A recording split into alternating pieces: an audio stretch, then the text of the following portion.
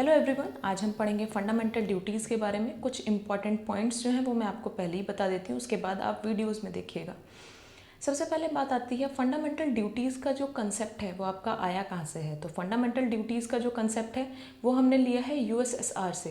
जैसे कि मैंने आपको कॉन्स्टिट्यूशन का जब चैप्टर पढ़ाया था उसमें मैंने आपको बताया था कि फंडामेंटल ड्यूटीज़ जो है हम फीचर में था ड्रॉन फ्रॉम वेरियस सोर्सेज। तो इसी तरह से फंडामेंटल ड्यूटीज़ हमने ली है यूएसएसआर से। इसके बाद आता है एक प्रीलिम्स में 2017 के प्रीलिम्स में ये क्वेश्चन पूछा गया था कि fundamental rights and fundamental duties are correlative and inseparable. Means fundamental rights हैं तो फंडामेंटल ड्यूटीज़ हैं, तो ये जो है दोनों कोरिलेटिव एंड इनसेपरेबल हैं।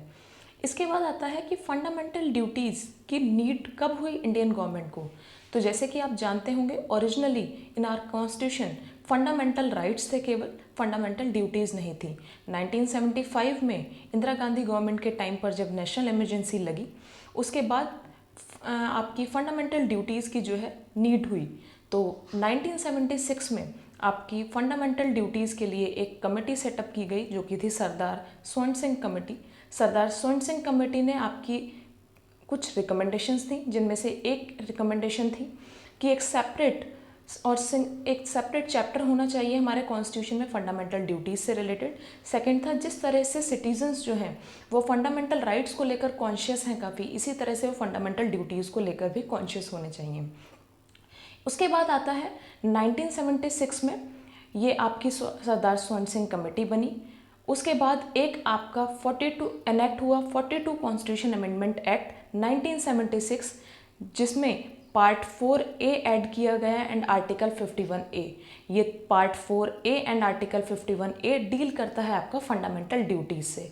तो याद रखिएगा fundamental duties deals with part 4A and article 51A। उसके बाद आता है ओरिजिनली जो है हमारे कॉन्स्टिट्यूशन में फंडामेंटल राइट्स थे ओनली।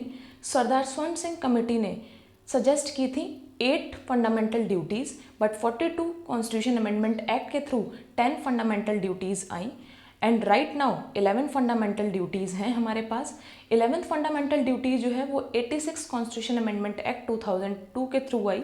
वो भी आप वीडियो में देखेंगे कि कौन कौन सी ड्यूटीज़ हैं और 11th ड्यूटी आपकी कौन सी है। इसके बाद आता है आपका कुछ ऐसी रिकमेंडेशंस भी थी सरदार स्वर्ण सिंह कमेटी ने जो दी, जो कि इंडियन गवर्नमेंट ने एक्सेप्ट नहीं की थी। तो सबसे पहले थी कि आपका जो है पार्लियामेंट इम्पोज कर सकता है पेनल्टी कि अगर कोई भी अपनी ड्यूटीज़ नहीं निभा रहा हो तो। सेकंड थी कि ये जो ड्यूटी इम्पोज करेगा पार्लियामेंट ये किसी भी कोर्ट में क्वेश्चनेबल नहीं होगी। थर्ड, डायरेक्ट टैक्सेस पे करना ये भी आपकी फंडामेंटल ड्यूटी होनी चाहिए। ये तीनों रिकमेंडेशंस जो थी ये इंडियन गवर्नमेंट ने नहीं मानी। उसके बाद फंडामेंटल ड्यूटीज़ में कुछ इंपॉर्टेंट पॉइंट्स आपके ये हैं। फंडामेंटल ड्यूटीज़ जो हैं वो आपकी नॉन जस्टिसेबल है but enforceable by court. Second आता है फंडामेंटल ड्यूटीज़ केवल सिटीजन्स पे अप्लाई होती हैं, ना कि फॉरेनर्स पे। फंडामेंटल राइट्स जैसे आपके जो हैं वो फॉरेनर्स पे भी अप्लाई हैं। जब हम पढ़ेंगे फंडामेंटल राइट्स चैप्टर तब मैं आपको बताऊंगी, बट अभी याद रखिएगा फंडामेंटल ड्यूटीज़ जो हैं वो केवल आपके सिटीजन्स पे अप्लाई होती हैं, ना कि फॉरेनर्स पे। इसी तरह से आपका चैप्टर ये कंप्लीट होता है। वीडियो आपको मिल जाएगा। Thank you so much.